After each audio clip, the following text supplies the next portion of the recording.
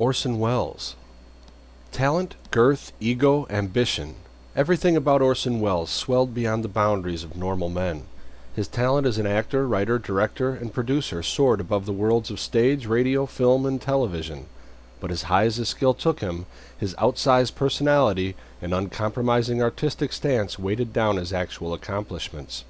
And while the first film bearing his complete authorial stamp, Citizen Kane in 1941, ensures that Welles will always have a place at the forefront of film history, the rest of his wildly uneven career sags under the yoke of his enormous, if unfulfilled, potential.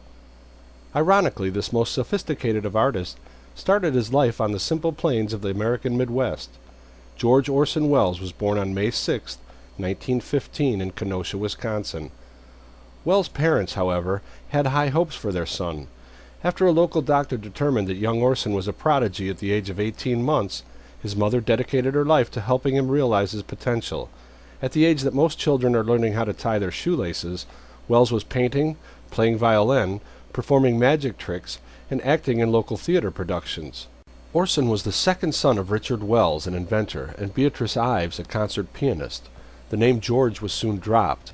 The family moved to Chicago when Welles was 4. 2 years later, his parents separated formally. The comfortable circumstances in which Welles was born gradually diminished. During Orson's boyhood, his father grew increasingly alcoholic and not inclined to work. His mother, once an accomplished pianist and a suffragette, became sickly. In May of 1924, when Orson was only 9, he was summoned to his mother's sick room for what were to be some of their last moments together. She died in a Chicago hospital 2 days later.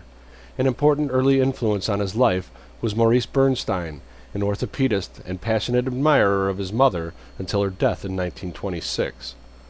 By every account, Orson found formal education to be tedious, but in 1926, just as his unhappy childhood was gradually slipping into a lonely adolescence, a rescue arrived when he was enrolled in the Todd School in Woodstock, Illinois.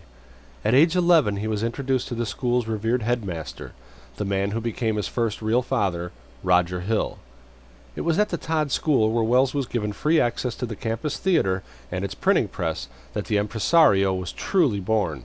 Encouraged and nurtured by the Hills, Orson wrote, directed, and performed a variety of roles, including that of the Virgin Mary in the school nativity play.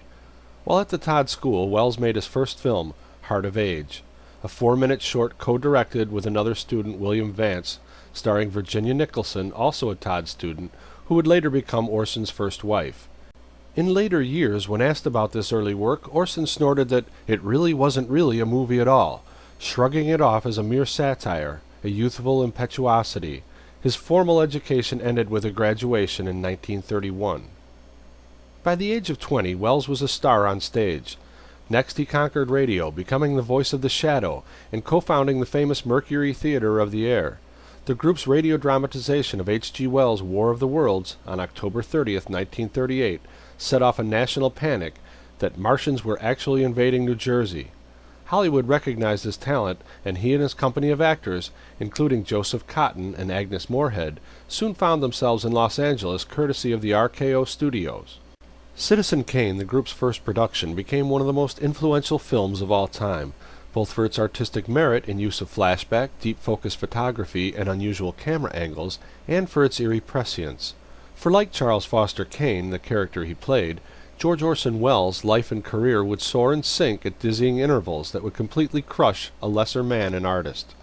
Welles knew, of course, that he could never follow up the success of Citizen Kane, but that didn't stop him from trying. The Magnificent Ambersons, 1943, Lady from Shanghai, 1952, Macbeth, 1952, Touch of Evil, 1959, and Chimes at Midnight, 1968, are all either noble failures or visionary masterpieces, depending upon which critic you read. And while he had trouble finding financing for his own pictures after Citizen Kane, Welles acted in other directors' projects to pay the bills, most notably in Carol Reed's The Third Man in 1949. Welles was married 3 times, including a 5-year hitch to Rita Hayworth.